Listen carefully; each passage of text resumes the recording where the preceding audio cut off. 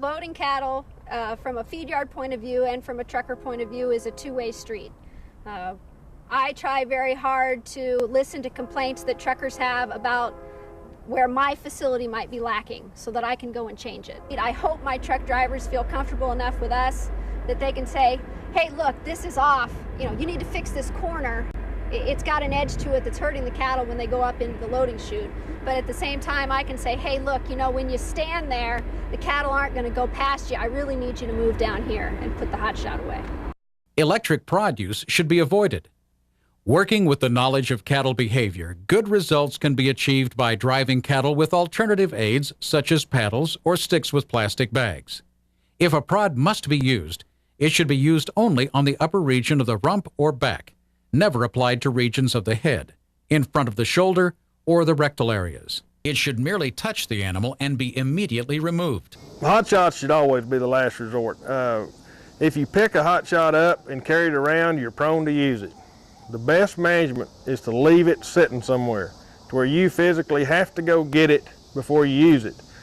Most of the time when somebody walk off to get the hot shot, the cow will go where they wanted them to go in the first place because they were in the wrong position. I don't like a hot shot to be used unless it's the cattle going up the chute to the truck. And then if they're moving, I don't like it to be used. But if the cattle stall in the chute going on the truck, you could use a hot shot to encourage the cattle to move along.